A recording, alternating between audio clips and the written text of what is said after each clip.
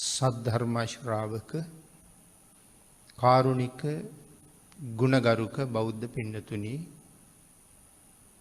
ධර්ම දානමය පින්කම නැමැති අති උතුම් වූ දානමය පින්කම සිදු කර ගනිමින් ධර්ම ශ්‍රවණය කරන්න කැමැති ලංකාවාසී ලෝකවාසී සියලුම දෙනා වෙනුවෙන් මේ උතුම් ධර්මය දානය කරවමින් මේ පින්නතුන් සුවිශාල කුසල කර්මයක් අත්පත් කරන්න සූදානම් වෙන මොහොත. මෙයින් රැස්වෙන උතුම් කුසල සම්භාරයන්ගේ අනන්ත අනුභවයෙන් ඒ වගේම මේ වෙලාවේ ධර්ම ශ්‍රවණය කිරීමෙන් ලැබෙන ඒ මහත් වූ කුසල සම්භාරයෙන් මේ පින්නතුන්ටත් මේ මොහොතේ සද්ධර්ම ශ්‍රවණය කරන සියලු දෙනාටමත් ඊ타ම ඉක්මන් භවයක ඊ타මත්ම කෙටි කාලයකින් සැප සහිත ප්‍රතිපදාවෙන් ප්‍රාර්ථනීය බෝධියෙන් අමා මහ නිවනින් සැනසෙන්න මේ ධර්ම දානමය ධර්ම ශ්‍රවණමය කුසලයන් හේතු වාසනා වේවා කියලා ප්‍රාර්ථනා කරමු. පින්නතුනි අද අපි ධර්ම දේශනාවේදී සාකච්ඡා කරන්න බලාපොරොත්තු වෙන්නේ අද්දාන පරිච්ඡේදයක් වශයෙන් කියන මාතෘකාව. මේ දේශනා මාලාවේ මේ දිනවල සාකච්ඡා කෙරෙන්නේ මරණානුස්සති භාවනාව පිළිබඳව. ඒ උතුම් භාවනා ක්‍රමය නිවැරදිව සම්පූර්ණ කරන්නේ කොහොමද කියන කරුණු ටිකයි මේ සාකච්ඡා කරගෙන යන්නේ. දේශනා 21ක් සිද්ධ කරලා අවසන් කරලා තියෙනවා මේ 22 වෙනි ධර්ම දේශනාව. මරණ සතිය වඩන ආකාර 8ක් බුදුරජාණන් වහන්සේ අනුදැන වදාලා ඒකෙන් 6ක් යම් ප්‍රමාණයක් සාකච්ඡා කරලා ඉවර කළා. අද තියෙන 7 වෙනි ක්‍රමය. 7 වෙනි ක්‍රමය තමයි මේ අද්දාන පරිච්ඡේදයක් වශයෙන් කියලා සිහිපත් කරන්නට යෙදුනේ. අපි අද දේශනාව එතන ඉඳලා ආරම්භ කරමු. පින්නතුනි ජීවිතය සැලකීම එහෙම නැත්නම් මිනිසුන්ගේ ජීවිතය ඊටාම කෙටි. අපිට තියෙන ඊටාම කෙටි ආයුෂ ප්‍රමාණයක්. මෙතන ඊටාම කෙටි කියලා කියහම බොහෝ කල් ජීවත් වෙනවා නම් අවුරුදු 100ක්. එහෙම නැත්නම් අවුරුදු 120ක්. හැබැයි මෙතන සඳහන් කරන්නේ බොහෝ කල් ජීවත් වෙනවා නම් අවුරුදු 100ක්. හැබැයි ඒ 100 200ක් වෙන්නේ නැහැ. 200ට වඩා අඩුයි. 100ට වඩා වැඩි. කියන කාරණාවයි මේ සිහිපත් කරන්නේ. අප්පංවා බිහියෝ කියලා කියන්නේ 100ට මදක් හෝ වැඩි. ඒකයි සඳහන් කළේ මදක් හෝ වැඩි කියලා කියහම 200ක් වෙන්නේ නැහැ කියලා. නමුත් ඒක සමහරලාට 120කට වඩා වැඩි 120 කියන ස්ථීර සීමාවේ නතර වෙන්නේ නැහැ. හැබැයි 200ක් වෙන්නේ නැහැ කියන කාරණාව සඳහන් කරනවා අප්පංවා බිහියෝ කියන මේ කාරණාවත් එක්ක. මොකද 120ට වඩා වැඩි කියලා සඳහන් කරන්නේ අපේ ත්‍රිපිටකයේ මූලාශ්‍ර තියෙනවා අවුරුදු 160ක් ජීවත් වෙච්ච මහරහතන් වහන්සේලා පිළිබඳව. විශේෂයෙන් එක නමක් බක්කුල මහරහතන් වහන්සේ. හැබැයි ඉතින් 160ට වඩා වැඩ ඉඳලා නැහැ කවුරුවත්. ඒකයි සඳහන් කළේ 200ට අඩුයි 100ට වැඩි. එහෙනම් මූලාශ්‍රයක් පෙන්වන්න පුළුවන් බක්කුල මහරහතන් වහන්සේ අවුරුදු 160ක් කිවිසුමක්වත් යන්නේ නැතුව වැඩ හිටිය කියලායි සඳහන් කරන්නේ. එහෙමවත් රෝගී තත්වයක් තිබුණේ නැහැ. ඊට අමතරව අපේ බුදුරජාණන් වහන්සේගේ ඥාති මලනුවන් අනුරුද්ධ මහරහතන් වහන්සේ අවුරුදු 150ක් වැඩ ඉඳලා තියෙනවා. අවුරුදු 160ක අවුරුදු 150ක මූලාශ්‍රයක් මේ විදිහට තියෙනකොට අපිට කවදාවත් අවුරුදු 120ට වඩා වැඩි නෑ කියන කාරණාව කියන්න පුළුවන් කමක් නෑ. 100ට වැඩි 200ට අඩුයි කියන සීමාවෙ ඉන්න වෙන්නේ. නමුත් වර්තමානයේ හුඟක් අය කතා කරනවා මේ 120 කියන සීමාවෙ ඉඳලා. අතීත මහා පුණ්‍යවන්තයෝ සංසාරේ පින් කරලා ලබාගත්ත කුසල ශක්තියෙන් ඒ අයට ලැබිච්ච ආයුෂයක් මේ තියෙන්නේ. ඒ ආයුෂය අපට හැල්ලු කරන්න පුළුවන් කමක් කොහොමවත් නැහැ. ඒ හින්දා අවුරුදු 160ක් වැඩ හිටපු කාරණාවක් සඳහන් වෙලා තියෙනකොට අපි 120 සීමාවක වාගේ නතර කරන්න හදනකොට අපෙන් කවුරු හරි ඇහුවොත් එතකොට මේ මූලාශ්‍ර දෙක ගැන මොකද කියන්නේ කියලා අපිට ඒකට උත්තරයක් නැතුව යනවා. ඒකයි මේ කාරණාව මෙහෙම නිවැරදිව පෙන්නලා තියෙන්නේ. මොකද අපි දේශනාවක් කරනකොට ශක්ති ප්‍රමාණය ඕනම කෙනෙකුට වරදින්න පුළුවන්. නමුත් ශක්ති ප්‍රමාණයෙන් ඒක නිවැරදිවම සම්පූර්ණ කරන්න උත්සාහ කරන තරම ඊටාම වටිනවා. ධර්ම දේශනාවක් කරනවා කියලා කියන්නේ මේ ලෝකේ කරන්න තියෙන අමාරුම වැඩ. බුදුරජාණන් වහන්සේගේ ධර්මය ඇලපිල්ලක් ඉස්පිල්ලක්වත් තව කෙනෙකුට වෙනස් කරන්න කිසිම අයිතියක් නැහැ. මෙතන මේ සමහර අය 100ත් 120ත් අතර නතර වෙන්න කරුණු කතා කරනවා කියලා මම සඳහන් කළේ ස්වාමින් වහන්සේලා ගැන නෙමෙයි. සමස්තයක් පොදුවේ මේ ගිහි පැවිදි හැමෝම සමහරලාට කතා කරනවා. ඒකට නිසා එහෙම කාරණාව සිහිපත් කළේ. එහෙනම් අපි හැම වෙලාවෙම මූලාශ්‍රයක් ගරු කරගෙන තමයි මේ දේශනාව ගොනු කරන්න ඕනේ. එහෙම නැත්තම් වැරදි යමක් වුණොත් ඉස්සරළම විපාක දෙන්නේ දේශකයන් වහන්සේට. ඊළඟට ඒ දේශනාව අහලා පිළිපැදලා ක්‍රියාත්මක වෙන දායකයන්ට. ඒ කියන්නේ වැරදුනොත් දෙගොල්ලටම පාඩුයි. ඒ නිසා පින්වතුනි හරියටම ඒ කාරණාව හොයාගන්න එක වටිනවා. අපිට බුදුරජාණන් වහන්සේගේ ධර්මය බුදුරජාණන් වහන්සේ අවසර දීපු ප්‍රමාණයෙන් විතරක් විස්තර කරන්න පුළුවන්. ඒ ප්‍රමාණයට පිටින් විස්තර කරන්න පුළුවන් කමක් නැහැ. යතාසුතං යතාපරියත්තං ධම්මං විත්තාරේන පරේසං දේශේති. යතාසුතං කියලා කිව්වේ පරම්පරානුගතව අහලා තියෙන විදිහට. පරම්පරානුගතව අහලා තියෙන විදිහ කියලා කියන්නේ අතීතයේ ඉඳලා පැවතිලා එන නිවැරදි ක්‍රමය. සමහර වෙලාවට මගින් එකතු වෙච්ච වැරදි ක්‍රමත් තියෙනවා. අද වෙනකොට යම් කෙනෙක් නිවැරදි ධර්මයේ මත පිහිටලා මෙන්න මේ කරුණු වැරදි කියලා සමහර කෙනෙකුට සඳහන් කළොත් ඒක පිළිගන්න සූදානම් නැහැ. නමුත් සඳහන් කරන්නේ තමන් එල්බගෙන ඉන්න වැරදි ධර්ම කාරණාව හරි කාරණාව පෙන්නලා කරුණු දක්වහම ඒ වැරදි ධර්ම කාරණාව එවලෙම අත්හරින්න නිහතමානී වෙන්න ඕන කියලා. ඉතින් පරම්පරානුගතව පැවතිච්ච විදිහ අහලා තිබුණ විදිහ කියලා කියහම නිවැරදිව ධර්ම ශ්‍රවණය කරලා පවත්වාගෙන ආපු ක්‍රමය ගැනයි මේ කතා කරන්නේ. යතා සුතං. ඒකේ අහලා තිබුණ විදිහට. යතා පරියත්තං ධම්මං. එසේම බුදුරජාණන් වහන්සේ ධර්මයේ දේශනා කළාද විත්තාරේන පරේසං දේශේති. විස්තර වශයෙන් අනුන්ට දේශනා කරන්න අයිතියක් තියෙනවා. යම්සේ බුදුරජාණන් වහන්සේ දේශනා කරපු ධර්මය බුදුරජාණන් වහන්සේගේ නියමයන්ට අනුව විස්තර කරලා දේශනා කිරීමේ අයිතියක් විතරක් අපිට තියෙනවා. අපිට ධර්ම රත්නය වෙනස් කරන්න පුළුවන්කමක් නැහැ.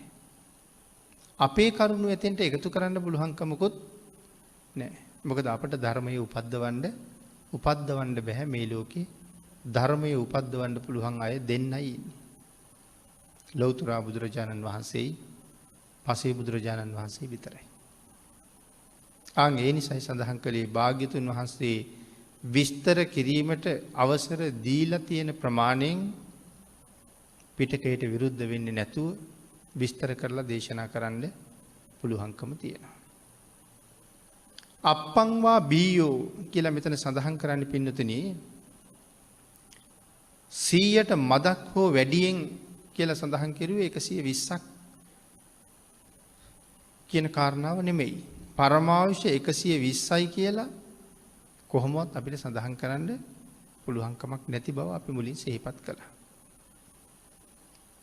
තවත් ඒකට ඒක මූලාශ්‍රයක් සහිත උදාහරණයක් සිහිපත් කළොත් දෙවනි ධර්ම සංගායනාව වෙනකොට අපේ බුදුරජාණන් වහන්සේ දැකපු මහරහතන් වහන්සේලා 8 නමක් වැඩ ඉඳලා තියෙනවා. දෙවනි ධර්ම සංගායනාව පවත්වන්නේ බුද්ධ පරිනිර්වාණයෙන් අවුරුදු 100ක් ගත වුණාට පස්සේ. එතකොට ඒ වෙලාවේ බුදුරජාණන් වහන්සේ දැකපු මහරහතන් වහන්සේලා 8 නමක් වැඩ ඉඳලා තියෙනවා. අපේ අග්‍ර උපස්ථායක ආනන්ද මහරහතන් වහන්සේගෙත් අනුරුද්ධ මහරහතන් වහන්සේගෙත් ශිෂ්‍ය භික්ෂූන් වහන්සේලා තමයි මේ 8 නම. බුද්ධ පරිනිර්වාණයෙන් අවුරුදු 100කට පස්සේ පවත්වන මේ සංගායනාවට භාග්‍යතුන් වහන්සේ දැකපු 8 නමක් සම්බන්ධ වෙන්නේ 120ට වැඩි පරමාවශ්‍යයක් තිබුණ හින්දා.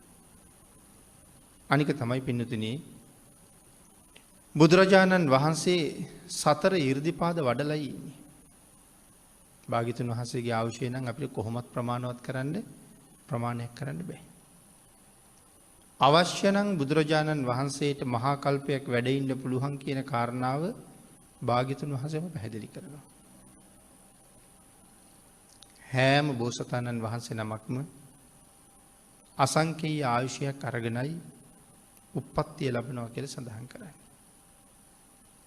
ඒ හින්දා භාග්‍යතුන් වහන්සේට අවශ්‍ය නම් මහා කල්පයක් නමුත් වැඩ ඉන්න පුළුවන් කියන කාරණාව විශේෂයෙන් තහවුරු කරලා දේශනා කරනවා. සමහර වෙලාවට මේ කරුණු තහවුරු කරන්න අවුරුදු 120ක් ජීවත් වෙච්ච ගිහි අයත් හිටියා. 4 이르දිපාද වඩලා නැති. විශාකා මහ උපාසිකාව අවුරුදු 120ක් ජීවත් වෙනවා. බ්‍රහ්මායු බ්‍රාහ්මණයා අවුරුදු 120ක් ජීවත් වෙනවා. ඒ වාගේ ආයු වළඳපු තව අය හිටියා. එතකොට වර්තමානයේ සමහර ලාවට අපිට අහන්න ලැබෙනවා ඔය හිමාලි වගේ තාමත් අවුරුදු 1000 ඉක්මවල ගියපු ඍෂිවරු ඉන්නවා කියලා. නමුත් ඒ 4 이르දිපාද වඩලා නෙමෙයි. එහෙමනම් 4 이르දිපාද වඩපු ලෞතුරා බුදුරජාණන් වහන්සේට කල්පයක් වැඩ ඉන්න බෑ කියලා යම් කෙනෙක් කියනවනම් ඒක විහිළුවක්ම විතරක් වෙනවා. භාග්‍යතුන් වහන්සේගේ ආයුෂය නෙමෙයි භාග්‍යතුන් වහන්සේගේ කිනම් කරුණක්වත් අපිට ප්‍රමාණ කරන්න බෑ. බුදුරජාණන් වහන්සේ වැඩ හිටපු කාලේ එක බ්‍රාහ්මණයෙක් බුදුරජාණන් වහන්සේගේ උස මනින්න ලෑස්ති වුණා. දිග උණ ගහක් අරගෙන ඇවිල්ලා බුදුරජාණන් වහන්සේ ළඟින් තියලා ආ උස මයින්නවා. එයාට තේරුණා මම අරගෙන ආපු උණ ගහ උස මදි කියලා. එයා දෙවනි දවසේ ඒ වාගේ උණ ගස් දෙකක් බැඳගෙන ආවා. ඒ උස මනින්න ලෑස්ති වෙනකොට උණ ගස් දෙකම බැඳහම බුදුරජාණන් වහන්සේගේ දන මඩල ගාවට උසයි. එහෙනම් උණ ගස් දෙකෙන් උස මනින්නත් බැරි වුණා. හැබැයි එදා ඇහුවා මොකද්ද කරන්න හදන්නේ කියලා. ඒ වෙලාවේ සඳහන් කළා ස්වාමීනි ඔබ වහන්සේගේ උස මනින්නයි මම ලැහැත්ති වුනේ. බුදුරජාණන් වහන්සේ දේශනා කළා බ්‍රාහ්මණය මහා කල්ප අසංඛ්‍ය 4,00,000ක් මම පාරමිතා පිරුවේ කාටවත් මගේ උස මනින්න දෙන්න නෙමෙයි කියලා. එහෙනම් කිසිම කරුණක් කිසිම තැනක බුදුරජාණන් වහන්සේගේ සම්බන්ධයෙන් ප්‍රමාණයක් දක්වන්න පුළුවන්කමක් නැහැ. එහෙනම් ආයුෂයත් එහෙම්මමයි. ඒක කාටවත් ප්‍රමාණ කරන්න බෑ. බ්‍රහ්ම භූතං අතිතුලං මාරසේන පමද්දන. තුලනය කරන්න පුළුවන්කමක් ඇත්තේම නෑ කියන කාරණාවයි සඳහන් කළේ. ඊළඟට පින්නතුනි අංගුත්තර සත්තක නිපාති එක සූත්‍රයක සඳහන් කරලා තියෙනවා අප්පමිදම් භික්කවේ මනුස්සානං ආයු. මේ සත්තක නිපාති සූත්‍රයේ හඳුන්වලා තියෙන්නේ අරක සූත්‍රය කියලා. සූත්‍රයේ නම තමයි අරක. අරක කියන සූත්‍රයේ තමයි සඳහන් කළේ අප්පමිදම් භික්කවේ මනුස්සානං ආයු. මහණෙනි මිනිසුන්ගේ ආයුෂය අල්පයයි. මේ කාලේ මිනිසුන්ගේ ආයුෂය අල්පයයි, ඊටාම කෙටි. ගමනීයෝ සම්පරායෝ පරලොව යා යුතුයි.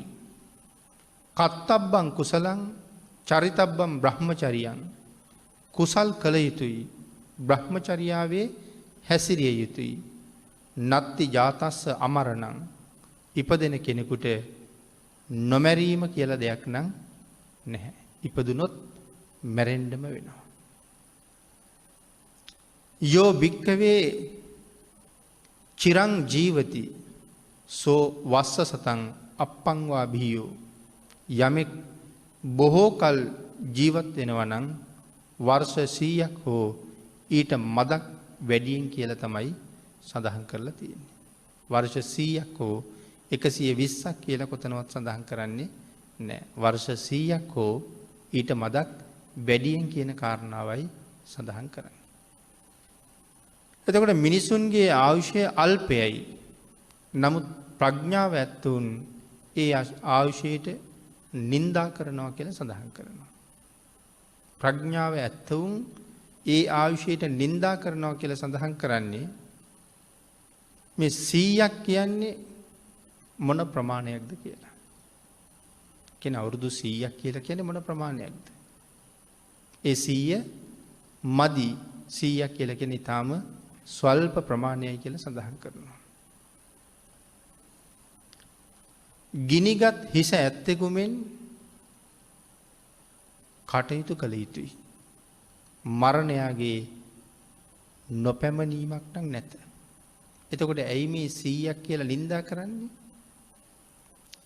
අවුරුදු 100ක් වාගේ ඊටාම ස්වල්ප ආයුෂයක් අරගෙන මරණය ඒකාන්තයෙන්ම තමන් හොයාගෙන එන බව දැන දැන වහවහා මරණයට සූදානම් නොවී මිනිස්සු මොනවද මේ කර කර ඉන්නේ කියන කාරණාවටයි නින්දා කරන්නේ. ඒකයි සඳහන් කළේ ගිනිගත් හිස ඇත්තෙකුමෙන්. තමන්ගේ කෙස් වැටියට ගිනි අරගෙන ඔළුව ඇවිලෙනවා. මෙතන සඳහන් කරන්නේ ඒක නිමණ්ඩ කාලයක් නෑ කියලා. ඒ කියන්නේ ගින්න ඉක්මනට ඔළුවේ පැතිරෙනවා කියන කතාව නෙමෙයි. ඒ ගින්න නිම ඉන්න එපා. ඔබ කොයි වෙලාවෙ හරි මැරෙනවා. මේ වෙනකන් කරගන්න බැරි වෙච්ච පින්කමක් තියෙනවා නම් ඒක කරගන්න කියලා මේ කියන්නේ. ඔළුව ගිනි ගත්තාවේ කරගන්න බැරි වෙච්ච පින්කම් ටික කරගන්න. ඉතින් මෙහෙම කියලා තියෙනකොට අපිට ආපහු අපි ගැන හුඟක් හිතන්න වෙනවා. මෙතන සඳහන් කළා ටිකක් මේ කාරණාව ගැන මනවින් හිතන්න ඕනේ. මරණය ඊටාම ඉක්මන් කියන කරුණ. සාමාන්‍යයෙන් පින්නතුනි කල්පනා කරලා බැලුවොත් මේ මරණ සතිය අපිට භාග්‍යතුන් වහන්සේ දේශනා කළේ අපි ශක්තිමත් පුද්ගලයෝ බවට පත් කරන්නනේ. අපි මේක පහුගිය දේශනාවෙත් කතා කළා. සමහර අය බුදුදහම විවේචනය කරන්නේ අනිත්‍යයි, දුක්ඛයි, අනාත්මයි. මේක ගැන තමයි කතා කරන්න කියලා. සැපක් ගැන, සතුටක් ගැන කතා කරන්නෙම නෑ. අනිත්‍ය, දුක්ඛ, අනාත්ම. ජීවිතේ අස්තීර බවයි, දුක් සහිත බවයි කතා කරනවා කියලා බුදුදහමට බයයි සමහර අය. සමහර අය විචනය කරනවා. සමහර අය බනිනවා. සමහර අය ඒ නිසා අත්හරිනවා. ඇයි හැම වෙලාවෙම කතා කරලා තියෙන්නේ අනිත්‍ය බවක් කියලා. සුබදායක ආකල්පයක් ඇත්තෙම නෑ කියලා. නමුත් බුදුරජාණන් වහන්සේ අනිත්‍ය දුක්ඛ අනාත්ම කියන ත්‍රිලක්ෂණය පෙන්වුවේ අපේ සතුට නැති කරන්නද? මේක ප්‍රඥාව නැති අයට තේරෙන්නේ. ඒකයි එහෙම කියන්නේ. අනිත්‍ය දුක්ඛ අනාත්ම කියන ත්‍රිලක්ෂණයේ භාග්‍යතුන් වහන්සේ නිතර ඉස්මතු කළේ අපි වැඩි වැඩියෙන් සතුටින් තියන්න. අපි මරණයට බය නැති අය බවට පත් කරන්න. හරි ශක්තිමත් පුද්ගලයෝ බවට පත් කරන්න. ඒ යම් කෙනෙක් කුසල කර්ම රැස් කරන්නේ නැතුව ජීවිතයේ අනිත්‍ය බව දකින්න නැතුව ඔහේ ජීවත් වෙන අකුසල් කර කර. ඒ පුද්ගලයා මරණ මංචකයේදී විඳින වේදනාව පසුතැවෙන පසුතැවිල්ල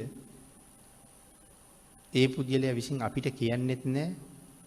අපිට එයාගෙන් අහන්නත් බෑ. වයස්ගත වෙන්න දැනෙන දුක සමහර අය කියාගන්න බැරුව හිර කරගෙන ඉන්නවා බය හින්දා. ලැජ්ජාව නිසා. ඇයි තමන් කරපු පව් මතක් වෙන්න පටන් ගන්නවා. තමන් කරපු වැරදි තමන්ගේ හිතේ මනාව නැගෙන්න පටන් ගන්නවා. ඇඳෙන් බැහැගන්න බැරුව අතපය වාරු නැතුව අර ඇඳක් උඩ දිගෑරලා දාලා ඉන්න වෙලාවට හැමෝටම ළඟට වෙලා ඉඳගෙන යත් එක කතා කරන්න පුළුවන්කමක් කොහොමත් නැහැ. මල පහ වුණත් කවුරු හරි ඇවිල්ලා හොදනකම් ඒ මත තැවරි ඔහේ කල්පනා කරන්න වෙනවා. එතකොට තමයි තේරෙන්නේ මේ වාගේ ජීවිතයක් අරගෙන මම මගේ තරුණ කාලේ මොනවද කළේ? මම මගේ මැදිවියේ මොනවද කළේ? මම මගේ ළමා කාලේ මොනවද කළේ? නිකන් දුක් වෙනව නෙමෙයි ඒ වෙලාවට පිච්චෙනවා අය. සමහර වෙලාවට බණක් දහමක් අහනකොට ඒ වාගේ වෙලාවක අපි කරපු පව් ගැන මතක් කරනවා. ධර්ම දේශනාවෙන් මේ ගැන කරුණු කියනකොට ඒ පුද්ගලයා ඊට වඩා දැවෙනවා. නමුත් කාටවත් කියන්න පුළුවන්ද? මේ වාගේ පව් මං කළා කියලා. කීවා කියලා කාටවත් ඔහු බේරන්න පුළුවන් කමක් තියෙනවද? ආන් ඒකයි භාග්‍යතුන් වහන්සේ දේශනා කළේ මේ ජීවිතයේ ඕනෑම තැනක නැති වෙන්න පුළුවන්. එහෙම නැති වෙන ජීවිතයක්. ඒක ඊටාම දුක්ඛදායකයි. මෙලව පවත්වන කොටත් දුකයි. අකුසල් කරගෙන තියෙනවා නම් තවත් දුකයි. මනාව කුසල් සම්පූර්ණ කරගත්තන තිසරණෙහි පිහිටලා ඉන්නවා. පන්සිල් ආරක්ෂා කරලා තියෙනවා. කොයි තරම් ලොකු පින්කමක්ද කියන කාරණාව අපිට තේරෙන්නේ. දක්ඛින විභංගයේ පැහැදිලි කරනකොට අපේ භාග්‍යතුන් වහන්සේ දේශනා කළේ බුද්ධ ප්‍රමුඛ මහා සංඝයාට දානයක් දෙනවට වඩා සිවුදිකින් වඩින මහා සංඝයාට කුටියක් හදලා පූජා කරන එක ආනිසංස වැඩි කියලා. ඒ කාරණාව දක්වලා ඊළඟට දේශනා කළේ යමෙක් තිසරණ සහිතව පන්සිල් ආරක්ෂා කරනවා නම් ඊටත් වඩා ආනිසංස වැඩි කියලා. එතකොට තිසරණ පන්සිල් ආරක්ෂා කරන්න අපිට ලොකුවට ධන සම්පත් තියෙන්න ඕනේද? කීයක්වත් වියදම් කරන්න ඕනේ. තිසරණ පන්සිල් ආරක්ෂා කරගන්න අපිට ලංකාවේ විතරද පුළුවන්? මේ ලෝකේ ඕනෑම තැනක ඉඳගෙන තෙරුවන් සරණ ගිහිල්ලා පන්සිල් ආරක්ෂා කරන්න හැකියාව අපිට තියෙනවා. යමෙක් මනාව තිසරණේ සම්පූර්ණ කරගෙන නම් මහා සමය සූත්‍රයේ සඳහන් කළේ ඔහු මරණින් පස්සේ නිරේට යන්නේ නැහැ කියලා. දැන් තිසරණ සම්පූර්ණ වෙච්ච කෙනෙකුත් අර විදිහටම මරණ මංචකේ වැතිරිලා ඉන්නවා. එයාටත් බණක් අහනකොට ඇහෙනවා යමෙක් තෙරුවන් සරණ ගියපු එකේ ආනිසංස කොච්චරද කියලා. දැන් එයාගේ ඇස් වලටත් කඳුළු වෙනවද? තව කෙනෙක් තිසරණ නැතුව අඬනකොට තිසරණ තිබුණ කෙනා බොහොම සතුටින් hina වෙනවා. අයියේ තව මොහොතකින් මගේ හුස්ම පිට වෙන්න පුළුවන්. නමුත් මේ දේශනාවේ උගන්වන හැටියට මනාව තිසරණෙහි පිහිටපු මම මැරුණ ගමන් දිවිය ලෝක ගත වෙනවා. දැන් ඔහුට තියෙන්නේ මරණය පරක්කුවක් මිසක් තව ටික ටික දුකසේ හරි ජීවත් වෙන්න ඕනේ කියන කතාවක් නෙමෙයි. ඒ මැරිච්ච ගමන් මීට වඩා හොඳ තැනක ගිහිල්ලා උපදිනවා. පන්සිලුත් තිබුණා නම් ඒක තවත් ඊටාම ඉහළටම අර්ථවත් වෙනවා. කුසල් වඩපු අය සතුටු වෙන හැටි, අකුසල් කරපු අය දුක් වෙන හැටි. එහෙමනම් බුදුරජාණන් වහන්සේ නිතර මරණය සිහිපත් කරගන්න කීවේ මැරෙන බව මතක් වෙන්න පවට නෙමෙයි හිත යොමු වෙන්නේ කුසල් රැස් කරන්නයි. එහෙනම් අපි ශක්තිමත් කරලා මේ තියෙන්නේ. මෙලවයි පරලොවයි දෙකම සතුටු කරවලා තියලා තියෙන්නේ. ඒ නිසා හැබැයි බෞද්ධයා මහ පුදුම ශක්තිමත් පුද්ගලෙයි. අකුසල් වලින් ඈත් වෙච්ච නිසා. පවෙන් නිදහස් වෙච්ච නිසා. ඒක නිසා බුදුරජාණන් වහන්සේ මේ කාරණාව මහා ආනිසංස සහිත කරුණක් හැටියට පෙන්වුවා මරණ සතිය. ඒකයි අපි මේ සාකච්ඡා කරමින් ඉන්නේ. පින්නතනේ භාග්‍යතුන් වහන්සේ මේ කරුණු දක්වනකොට අපිට තවත් කරුණු කාරණා රාශියක් සිහිපත් කරනවා. යම් කෙනෙක් මේ තරම් අනිත්‍ය වූ ජීවිතයක් අරගෙන මරණයක් දැක්කහම මලගෙදරක ගියහම කොයි වාගේ මෙනෙහි කිරීමක් සිහිපත් කිරීමක් කළ යුතුද? මෘතදේහය දැක්කහම තමනුත් දවසක මේ වගේම මෘතදේහයක් බවට පත් වෙනවා කියන කල්පනාව හොඳටම තියෙන්න ඕනේ. එතකොට ඒ ගෙදර හැසිරෙන අනික් පිරිස දැක්කහම ඒ හරියට තමන් මෘතදේහ බවට පත් වෙන්නේ නැති අය වගේ තමයි කටයුතු කරනවා පේන්නේ. සමහර අය රාරක්කු පාවිච්චි කරලා, සමහර අය වෙනත් වැඩවල එතන කරන්න වෙනම කටයුතු ප්‍රමාණයක් තියෙනවා. ඒ වුණාට එතන කිසිම කටයුත්තක් කරන්නේ නැතුව නිකරුණේ කාලය ගත කර ඉන්න පිරිසකුත් ඉන්නවා. සමහර අය ඔය නොයෙක් ක්‍රීඩාවල නිරත වෙලා, සමහර අය බීගෙන ඉන්නවා, තව පිරිසක් වැඩ කරනවා. නමුත් අපිත් දවසක මැරෙනවා කියන කාරණාව හොඳටම දකින්න ඕනේ.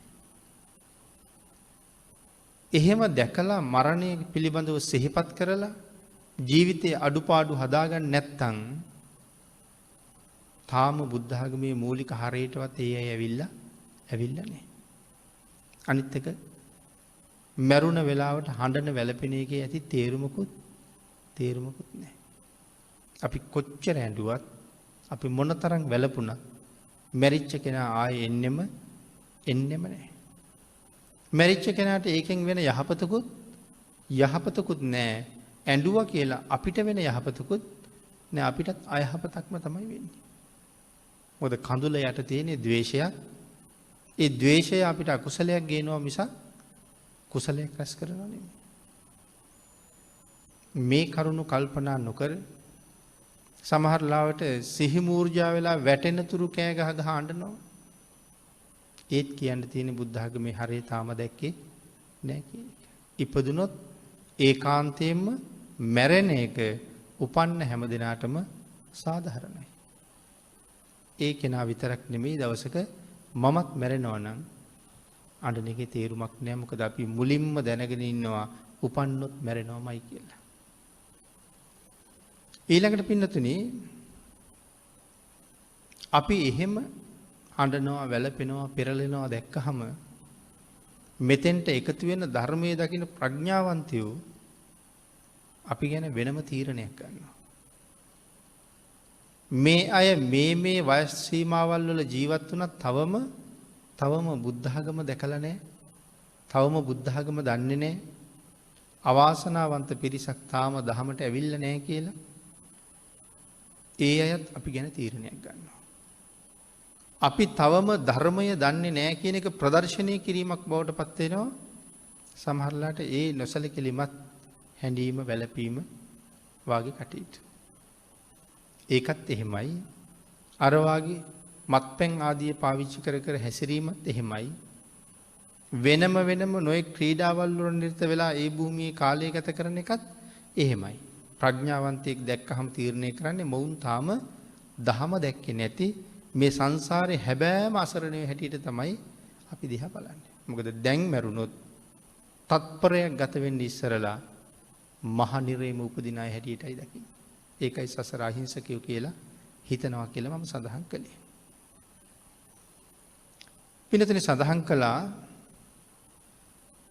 ඕනෑම වෙලාවක මරණය ගැන අවදියෙන් සිහියෙන් මෙනෙහි කරමින් සූදානමින්ම තමයි ඉන්න ඕනේ කියලා. අංගුත්තර නිකායේ සත්තක නිපාතේ අරක සූත්‍රයේදී දේශනා කරනවා භූත පිබ්බම් භික්ඛවේ අරකෝ නාම සත්තා හෝසි. පිළිතුරු මෙතන සඳහන් කරන්නේ අබුද්ධෝත්පාද කාලයක හිටපු අරක නම් ශාස්ත්‍රවරයෙක් ගැන. භාග්‍යවතුන් වහන්සේ දේශනා කරනවා මේ ශාස්ත්‍රවරයා අන්‍ය පුද්ගලයන්ගේ අප්‍රමාදී බව වෙනුවෙන් අබුද්ධෝත්පාද කාලයක හිටපු. ඒ කියන්නේ ලෞතුරා බුදුරු පහළ වෙන කාලයක් නෙමෙයි. ඒ අබුද්ධෝත්පාද කාලයක තමයි මේ අරක කියන ශාස්ත්‍රවරයා ඉඳලා තියෙන්නේ. එතකොට මේ අරක කියන ශාස්ත්‍රවරයා මේ කරුණු දක්වන්නේ අන්‍ය පුද්ගලයන්ගේ අප්‍රමාදී බව දෙසා. වහ ජීවිතයාගේ තියෙන ස්වල්ප බව දැකලා වැඩියෙන් පින්කම් කරන අය බවට පත් කරවන්න. තමයි මේ දේශනාව කරන්නේ. අන්‍ය ජනතාව නිවනට යොමු කරන ධ්‍යාන මට්ටම් 8ක් තියෙන මහරිෂිවරයෙක් මේ අරක කියලා කියන්නේ ධ්‍යාන මට්ටම් 8ක් තියෙන මහරිෂිවරයෙක්. මේ ශාස්ත්‍රඥ වහන්සේට ශ්‍රාවකයන් නොඑක් සිය ගණන් හිටිය කියලා සඳහන් කරනවා. එම් සඳහන් කරන්නේ අපේ බුදුරජාණන් වහන්සේ. මහණෙනි මේ අරක නම් ශාස්ත්‍රඥ වහන්සේට ශ්‍රාවකයෝ සිය ගණන් හිටිය කියලා. අරක නම් වූ ශාස්ත්‍රඥ වහන්සේ ශ්‍රාවකයන්ට මෙන්න මෙහෙම දේශනාවක් කරනවා. බ්‍රාහ්මණයිනි මිනිසුන්ගේ ජීවිතය අල්පයයි. ඊටාම කුඩයි. වහවහා දුවනවා බොහෝ දුකයි ජීවත් වෙන්න දැඩි ආයාසයක් ගන්න වෙනවා. කත්තබ්බං කුසලං චරිතබ්බං බ්‍රහ්මචරියං නත්ති ජාතස්ස අමරණං. මුලින් අපි සිහිපත් කළා කුසල් කළ යුතුයි බ්‍රහ්මචර්යාවේ හැසිරිය යුතුයි ඉපදුණු කෙනාට නොමැරීමක් නම් නැහැ. මෙතන උදාහරණ කීපයක් පෙන්නනවා. තන අග ඇති පිනි බින්දුවක් වගේ ජීවිතය. තනකොළ ගස්වල අග්ගිස්සේ එල්ලිලා තියෙන පිනි බින්දු කොයි වෙලාවෙ වැටෙයිද කියලා දන්නේ නැහැ. ජීවිතෙත් ඒ වාගේ. බ්‍රාහ්මණවරුනි මේ තනපත්වල තියෙන පිනි බින්දු සූර්ය උදාවත් සමග වහ වේලිලා යන සුළුයි. එනතන හවසට හිතන්නකෝ. සාමාන්‍යයෙන් රාත්‍රී 10 විතර වෙනකොට හොඳටම පිනි වැටිලා තියෙන බව අපිට තේරෙනවා තනකොළ බිම කැවිදිනකොට. තනකොළ ඔක්කොම තෙත් වෙලා. එතකොට ඒ තනකොළ තෙත් වෙලා තියෙන්නේ රාත්‍රියේ වැටුණ පින්න. හැබැයි තව එකක් අපි හොඳටම දන්නවා මේ පිනි වැටිලා තෙත් වෙලා තියෙන තනපත් හෙට උදේ ඉර පායහම ඔක්කොම වෙලෙනවා. එතකොට සූර්ය උදාවත් එක්ක මේ පිනි බින්දු සේරම වේලෙන බව ඒකාන්තයෙන්ම අපි දන්නවා. ඒ වගේ තමයි මේ ලෝකේ කෙනෙක් උපදිනවා ඒකාන්තයෙන්ම ඒ පුද්ගලයා දවසක මැරෙන බව අපි හොඳටම දන්නවා. බ්‍රාහ්මණවරුනි ඒ වගේම තමයි මනුස්ස ජීවිතයත් ඊටම අල්පයි. අපිත් ඒ වගේම දවසක මැරෙනවමයි කියන කාරණාව මෙතන තහවුරු කරනවා. මැරෙනතුරු ජීවිතේ පවත්වන්න අපි දැඩි ආයාසයක් ගන්නවා. මැරෙනකන් ජීවිතේ පවත්වන්න දැඩි ආයාසයක් ගන්නවා. ඉගෙන ගන්න කොච්චර මහන්සි වෙනවද බලන්න. පුංචි කාලේ ඉඳලා විභාග ටික පාස් කරගෙන විශ්වවිද්‍යාලය ගාවට යනකම් මොන තරම් මහන්සියක් දරනවද ඉගෙන ගන්න. ඇයි මේ දුකක් නැතුව යමක් හරි හම්බ කරගෙන හොඳට ජීවත් වීමේ බලාපොරොත්තුවක් ඉස්සරහ තියාගෙන. එතකොට හොඳට ජීවත් වීමේ බලාපොරොත්තුවක් තියාගෙන අපි හරියට දුක් විඳිනවා ඉගෙන ගන්න. ඉගෙනගෙන රැකියාවක් හොයාගෙන මිල මුදලක් උපයා ගන්න. එතකොට මේ වෙහෙස ජීවිතේ පවත්වන්න. ඊට පස්සේ රැකියාව කරන කෙනා කොච්චර වෙහෙසෙනවද? උදේ පාන්දරම නැගිටින්න ඕනේ. ගෙදර කටයුතු ටිකත් කරලා ආහාර පානත් පිළියෙල කරගෙන වෙලාව පහුවෙන්න කලින් රැකියා ස්ථානයට යන්න රෑ පාන්දරින්ම පිටත් වෙනවා. ආයාපහු ගෙදර එනකොට සමහර වෙලාවට 7-8 වෙනවා. ඒ ඇවිල්ලා ගෙදර වැඩ කටයුතු ටික කරලා නිදා ගන්නකොට සමහරලාට රෑ 11 විතර වෙනවා. ආය පාන්දර 3:00ට 4ට විතර නැගිටලා 5:00 වෙනකොට ගෙදරින් පිටත් වෙන්න ඉතුරු වැඩ ටික ඔක්කොම ආයෙ කරන්නත් ඕනේ. එහෙනම් මේ ජීවත් වීම සඳහා හැමෝම දැඩි උත්සාහයක ආයාසයක යෙදලා ඉන්නවා. ඊළඟට වෙළඳාම කර්මාන්ත ගොවිතැන මේ ආදී නොයෙක් දේවල් මේ කාරණාව සඳහාමයි. ආන් ඒ නිසා මනාව ධර්මය අවබෝධ කරගන්න කියලා දේශනා කරනවා. මොකද නැත්තම් මේ චක්‍රය මෙහෙම කැරකි යනකොට කාලයක් ඉගෙන ගන්න ගෙවුණා. ඉතුරු කාලේ රැකියාවට ගෙවුණා. අපි යමක් කරන්න බැරි ශක්ති සම්පන්න නැති පිරිසක් බව තීරණය කරනකොට අපිට විශ්‍රාම හම්බ වෙනවා. දැන් රැකියාවවත් කරන්න බෑ. ඒ හින්දා දැන් අපි අයින් කරන්න ඕනේ කාලේ. ඇත්තටම එතකොට අපි අයින් කරලා තියෙන රැකියාවෙන් විතරක් නෙමෙයි මේ ලෝකෙත් හුඟක් දේවල් කරගන්න බැරි අය බවට පත් වෙලා. නමුත් තාම කුසල් රැස් කරලා නැහැ.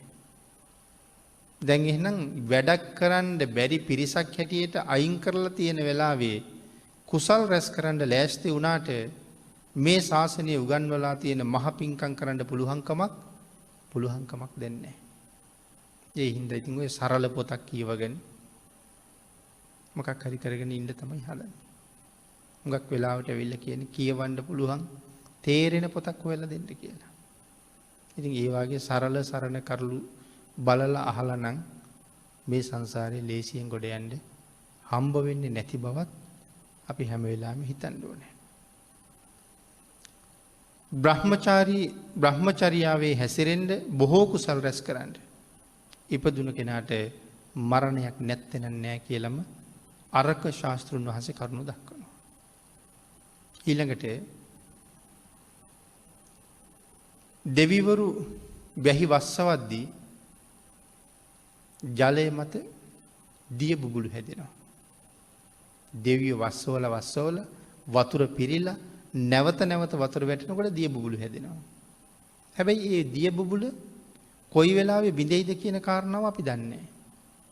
ආන් ඒ දිය බුබුල බිඳෙන වෙලාව දන්නේ නැහැ වගේම මේ ඉඳගෙන ඉන්න අය මැරෙන වෙලාව අපි කවුරුවත්ම දන්නේ නැහැ. ජලයේ මත ඇඳි ඉරක් වගේ ඉර ඇඳගෙන යනකොටම ඉර මැකීගෙන යනවා. විශාල පර්වතයක් මතින් පහළට ගලන ගංගා මොහොතක් නොනැවතී පහළටම ගලන්නාසේ ජීවිතයත් එක වේගයෙන් මරණය දෙසට ගලාගෙන යනවා. ගංගාවක් කන්දක් පල්හැට ගලනකොට ඒ ගඟ මග නතර වෙන්නේ නැහනේ කොහෙවත්. වේගෙන් බිමටම ගලනවා. ඒ වගේ තමයි මිනිස්යාගේ ජීවිතෙත් වේගෙන් මරණය පැත්තට ඇදීගෙන යන බව සඳහන් කරනවා. සියල්ලම අරගෙන මරණය කරා යනවා. ගඟ පල්ලෙහාට ගලාගෙන යනකොට මග හම්බ වෙන කොළ රොඩු ආදී සියලුම දේවල් අරගෙනම ගලනවා. මරණයත් අපි දිහාට එනකොට නැත්තම් අපිත් මරණයට යනකොට සේරම අරගෙනම යනවා. ඉගෙනගත්ත දේවල්, රූප සම්පත්තිය, කායික ශක්තිය, අපිට තියෙන හැකියාවල්, සමහරලාට ගායනා කරන්න තියෙන හැකියාව, දේශනා කරන්න තියෙන හැකියාව, වැඩපළ කරන්න තියෙන හැකියාව, ඉගෙනගත්ත දැනුම ඒව කාටවත් වෙනම දීලා යන්න පුළුවන්ද?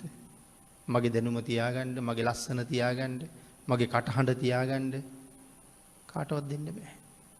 අර ගංගාව තනකොළ පරණ්ඩලා ඔක්කොම අරගෙන ගලනවා වගේ අපි මරණය දිහාට යනකොට අපේ තියෙන සියලුම හැකියාවල් අරගෙනම තමයි අපි යන්නේ. ඊළඟට සඳහන් කළා ශක්තිමත් පුරුෂයෙක් දිව අගට කෙළපිඩක් අරගෙන ඈතට විසි කරනවා.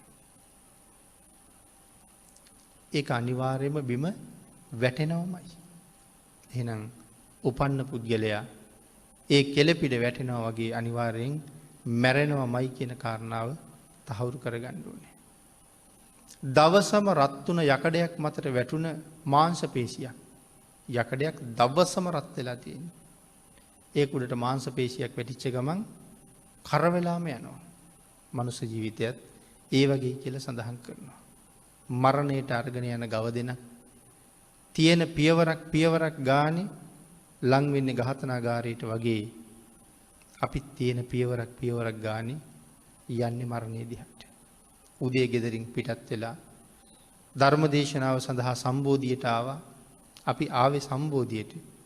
නමුත් අපි මරණය පැත්තටයි ගියේ. ආපහු ගෙදර යනවා. අපි ගෙදර ගිහිල්ලා නතර වුණාට මරණයට යන ගමන නතර වෙලා නැහැ. උඩට ගියත්, දිගට ගියත්, හරහට ගියත්, කොහාට ගියත්, ඉස්සරහට ගියත්, පස්සට ගියත් අපි කොයි පැත්තටද යන්නේ? කොහේ ගියත් යන්නේ මරණය පැත්තට. ඒක නවතින්නේ නැහැ කවදාවත්.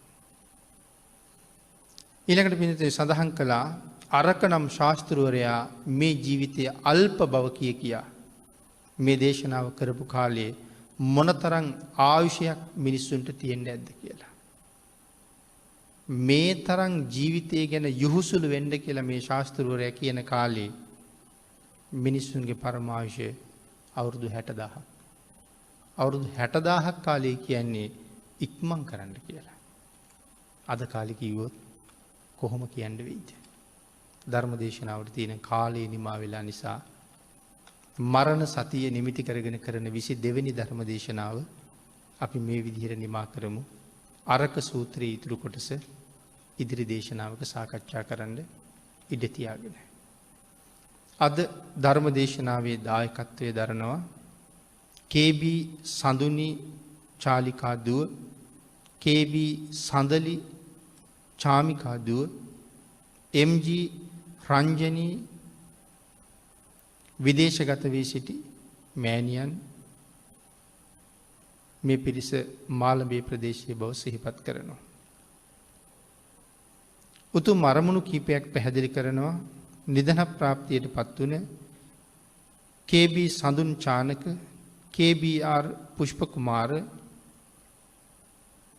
MG Jayasena, MG Chandani, KB Chandrasena, KL Chandralatha ඇතුළු සියලුම සංසාරගත මියගිය ඥාතීන්ට පින් අනුමෝදන් කිරීම පිණිසත් බෞද්ධ මාධ්‍යජාලයේ නිර්මාතෘවරව වැඩ සිට අපවත් වී වදාළ දරණාගම කුසල ධම්ම නායක මාහිමිපාණන් වහන්සේටත් රට ජාතිය වෙනුවෙන් දිවිපිදූ සියලුම රණවිරුවන්ටත් මේ පින් අනුමෝදන් වේවා.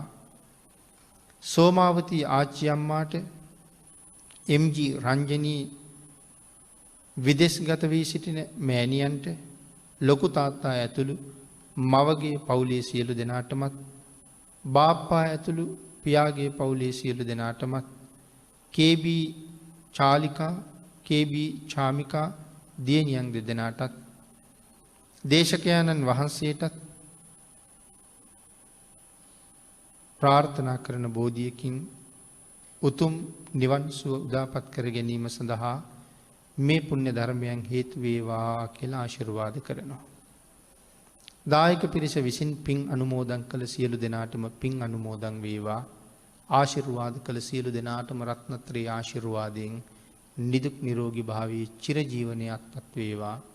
සියලු දෙනාටම ඊ타ම ඉක්මන් භවයක ඊ타මත්ම කෙටි කාලයකින් සැප සහිත ප්‍රතිපදාවකින් ප්‍රාර්ථනීය බෝධියෙන් අමාම් හනිවනින් සැනසීමම ලැබේවා කියල ප්‍රාර්ථනා කරනවා. ආකාසට්හාච බුම්මට්හා දේවානාගා මහිද්දිකා පුඤ්ඤන්තං අනුමෝදිත්වා චිරංරක්කන්තුලෝක ශාසනං දේවෝ වස්සතු කාලේන සස්ය සම්පත්ති හෝතුච පීතෝ භවතු ලෝකෝච රාජා භවතු ධම්මිකෝ සාදු